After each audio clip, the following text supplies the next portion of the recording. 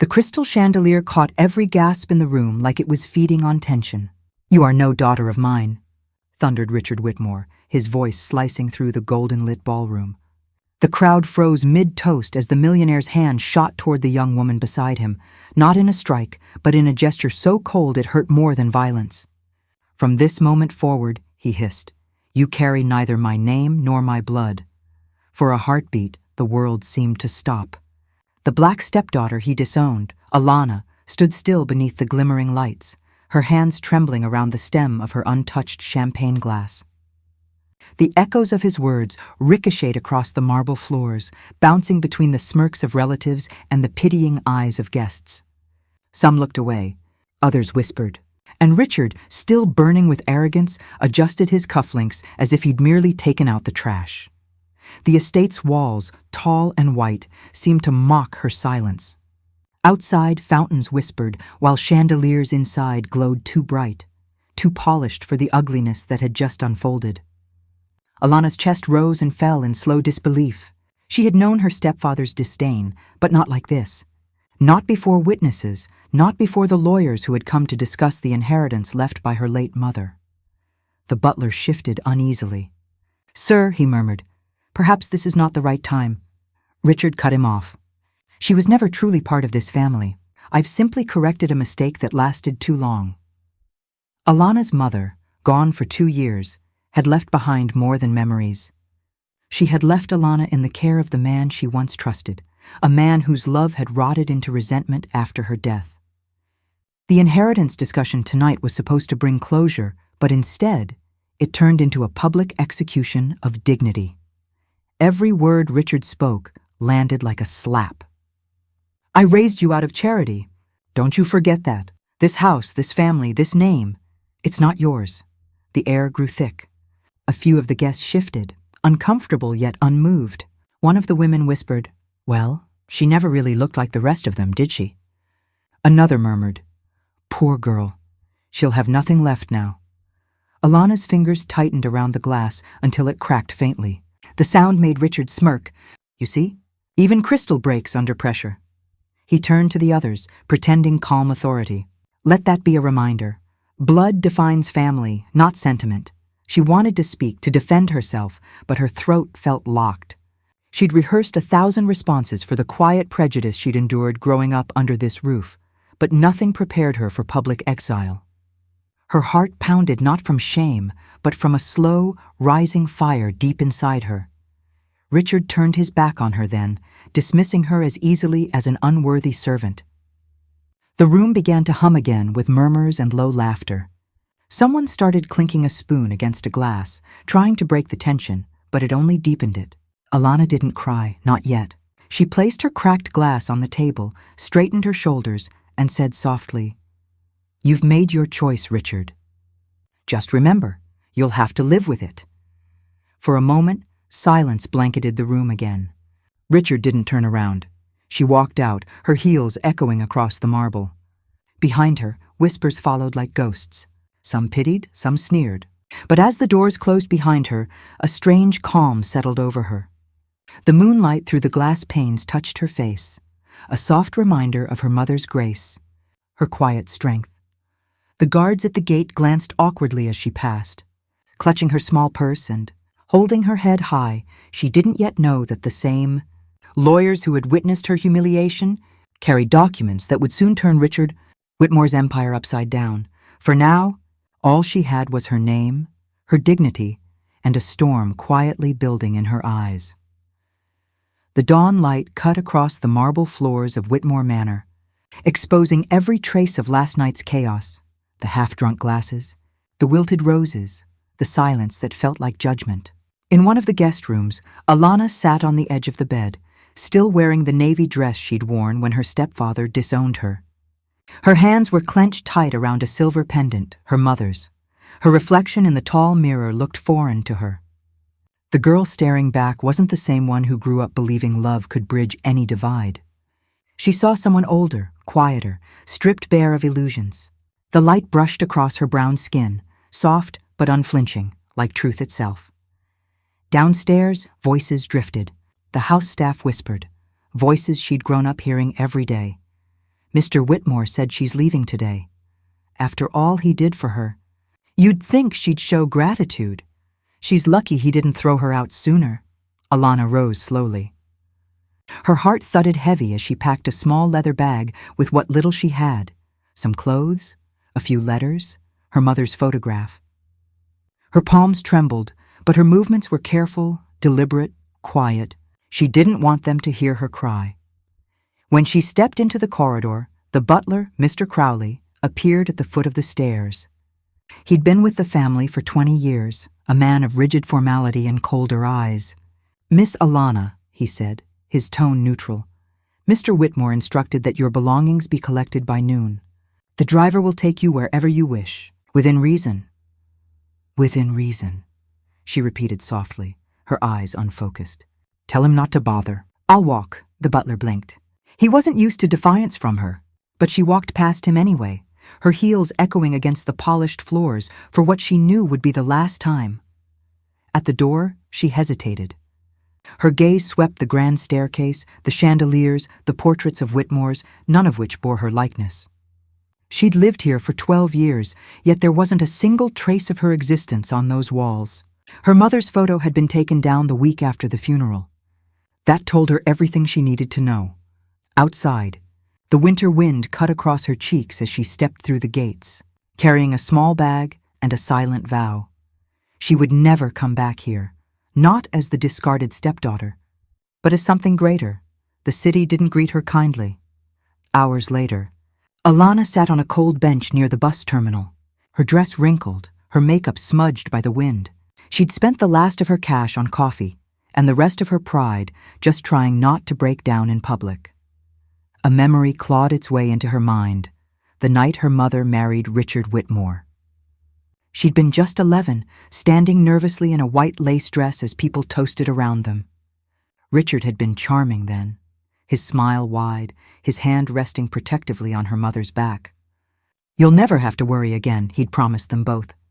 "You're family now, but promises made in love mean little when the love dies."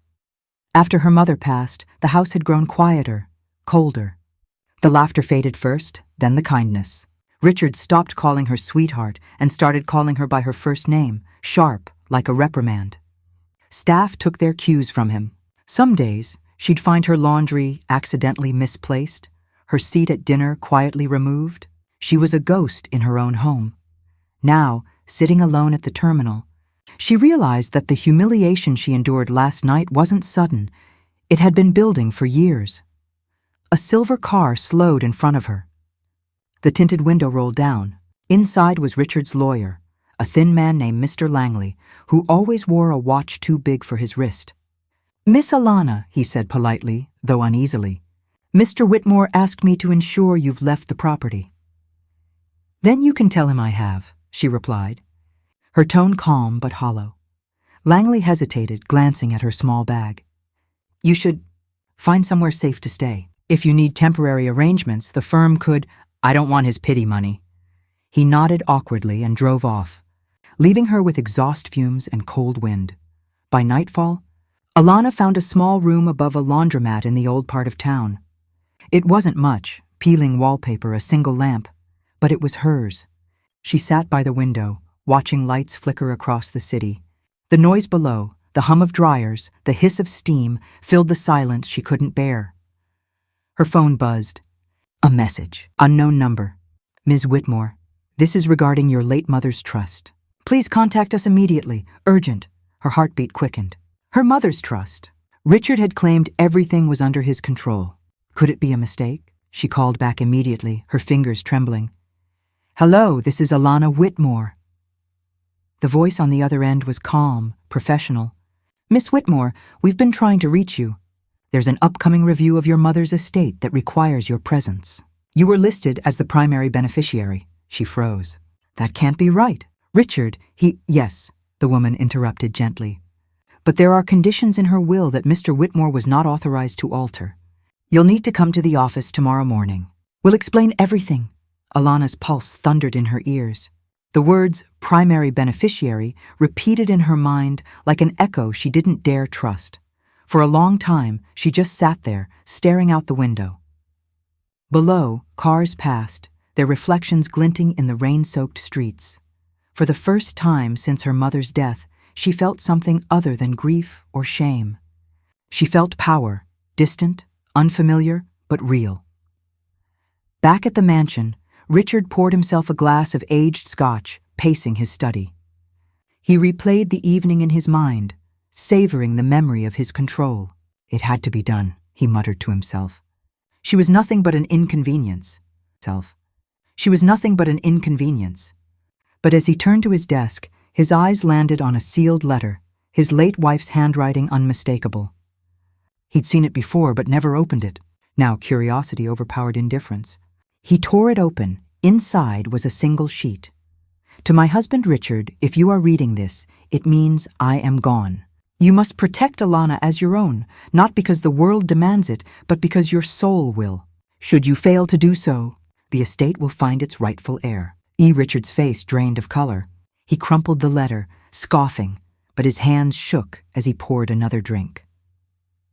That night, miles away, Alana whispered a promise to the stars outside her window. I'll come back.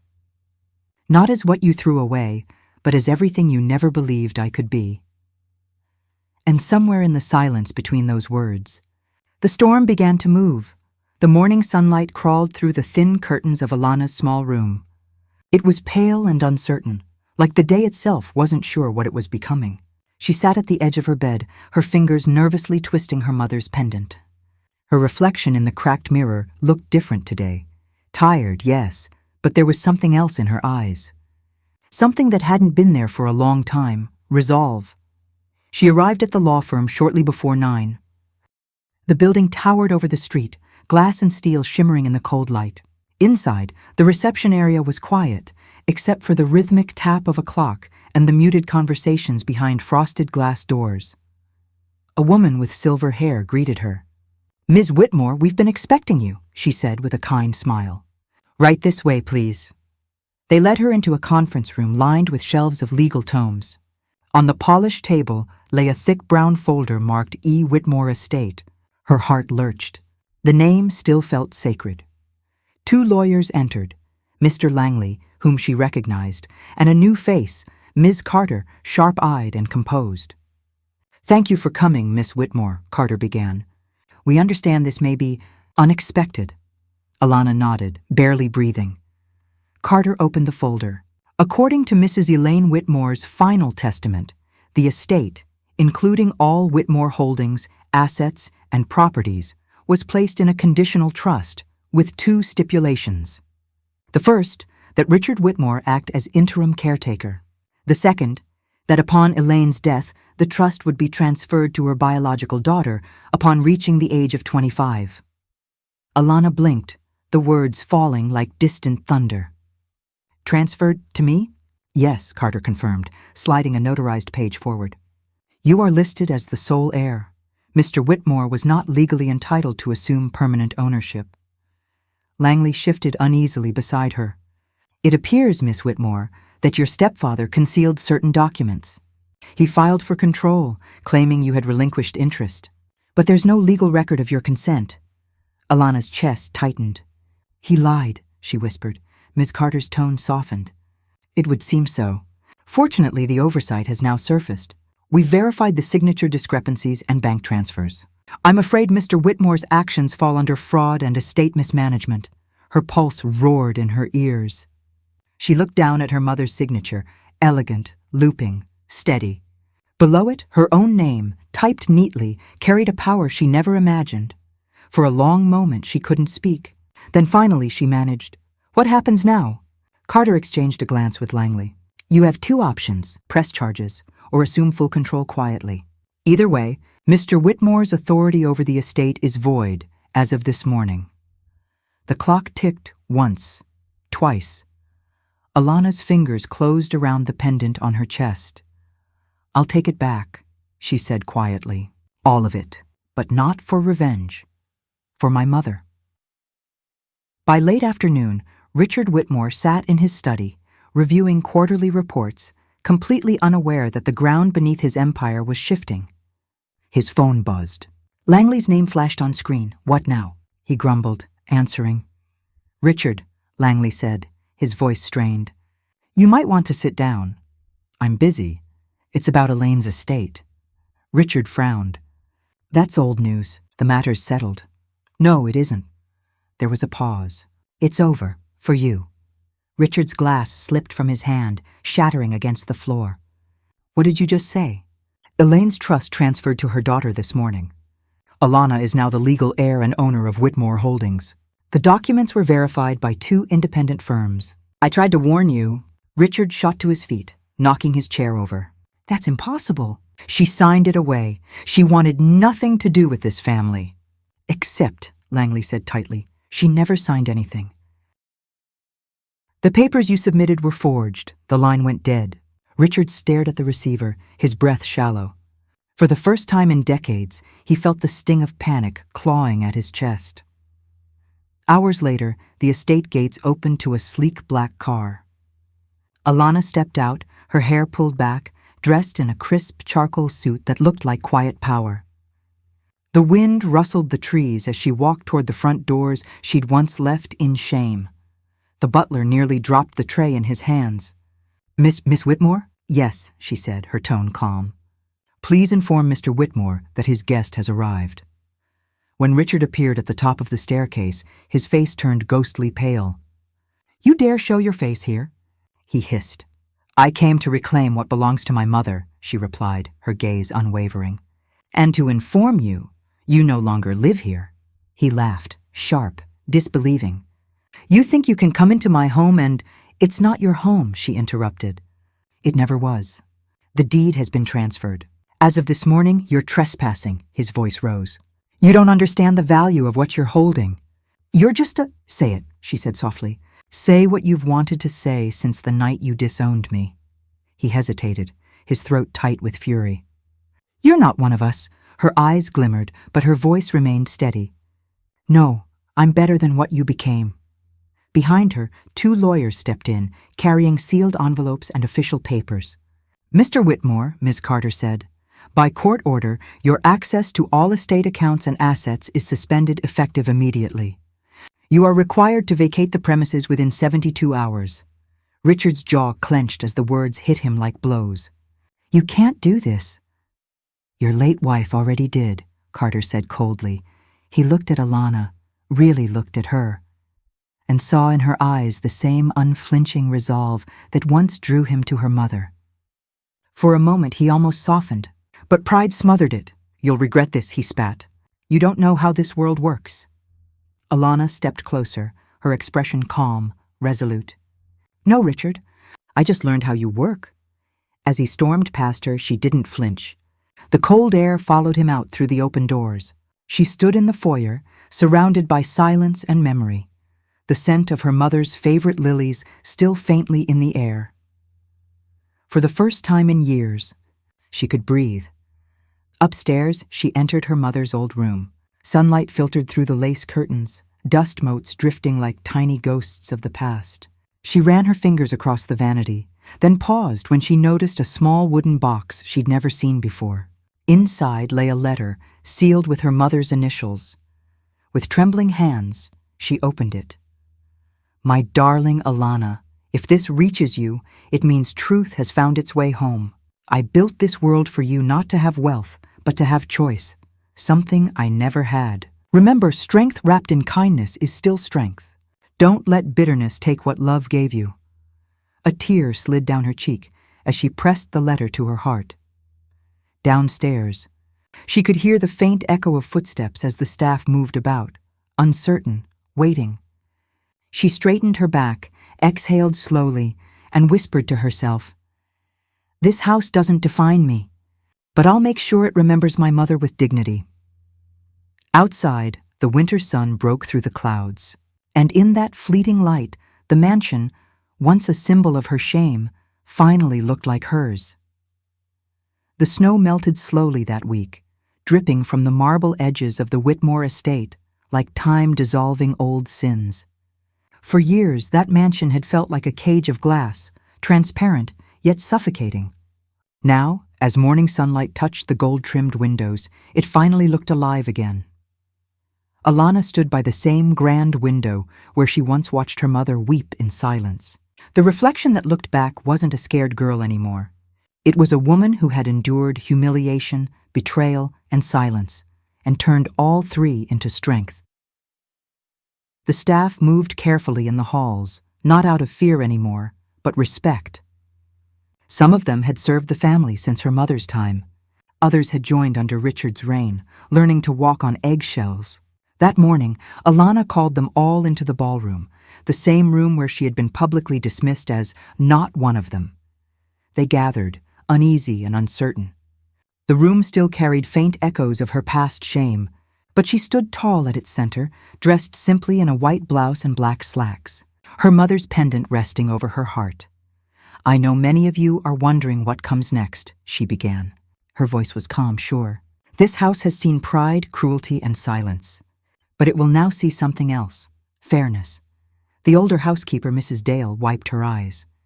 "Your mother would be proud, Miss Alana." "I hope so," Alana said softly. She believed in kindness, even when it was hard to find. From today, the Whitmore estate isn't just a home for a family. It's a foundation for those who never had one. The crowd murmured, surprised. Alana continued. "Half of the estate's income will go toward scholarships for underprivileged youth, children like the one I used to be. This house will host mentorship programs, not charity galas, and anyone who ever served here with dignity will keep their place. No one's losing their home again." Mrs. Dale covered her mouth, tears slipping down her cheeks. "Your mother once said you'd change this place," she whispered. "I didn't believe her," Alana said, smiling faintly. But maybe she was right. 2 weeks later, the news broke. Businessman Richard Whitmore, under investigation for fraudulent misuse of estate funds. It was everywhere. The same media that once praised his philanthropy now tore his empire apart. Richard's associates distanced themselves. His name was removed from the company he built on deception. One night, he showed up at the estate gates, older, frailer, clutching a letter in his trembling hand. The guards hesitated, unsure what to do. Alana, hearing the commotion, stepped out herself. He looked up at her from the shadows, his face pale under the moonlight. "I didn't come for forgiveness," he said hoarsely. "I came because I don't know where else to go." Alana's heart tightened. The man who once towered over her now stood small, diminished. "You still have choices," she said quietly. He shook his head. "No, I just have regrets." She studied him, this broken man who had tried to erase her. Then, with the same composure her mother had once carried, she said, "Regret doesn't heal what pride destroyed. But acknowledging it, that's a start." He nodded weakly, eyes glistening. "Elaine loved you more than life itself. I was jealous. I thought pushing you away would make me matter again." His voice cracked. "But I was wrong." Alana didn't speak for a long time. The air between them was heavy with what could never be fixed. Finally, she stepped aside. "You can come in for a meal." "That's all." Richard looked at her, shocked. "You'd still let me in?" She met his gaze steadily. "I'm not like you," she said. "I don't turn people away at the door." That evening, they ate in silence. The dining room, once echoing with arrogance, felt strangely peaceful. The portraits on the wall seemed to watch with softened eyes. Richard barely touched his food. When he stood to leave, he said, "You have your mother's soul." Alana's voice was quiet. "Then maybe some of her forgiveness, too." He nodded, unable to speak further, and left the estate, this time without pride, without ownership, and without hate. When the door closed, Alana exhaled deeply. The silence that followed didn't feel empty anymore. It felt clean. Spring arrived. The first community gathering took place in the mansion gardens. Children running along the marble paths. Students from the new Whitmore Scholarship Program sharing their stories. Neighbors smiling where whispers once spread cruelty. Alana walked through the crowd, greeting each person warmly. A young girl tugged her hand and asked, "Is this your castle, miss?" She smiled. "It used to be someone's cage. Now it's everyone's home." The girl grinned. "Then your mom must be watching happy." Alana felt a lump in her throat. She looked up, the evening sky painted with pink and gold, the same hues her mother loved at sunset. "Yes," she whispered. "She's finally at peace." That night, as the lights of the estate glowed softly against the dark horizon, Alana stood at the balcony, her hair brushing in the cool wind. She thought about everything: the years of being unwanted, the humiliation, the courage it took to return. But more than anything, she thought of her mother's letter. Strength wrapped in kindness is still strength. She smiled faintly. "You were right, Mama," she murmured. Love wins louder than hate. Below, laughter echoed from the gardens. Not mockery this time, but joy. The house that once silenced her now carried the sound of freedom. Sound of freedom.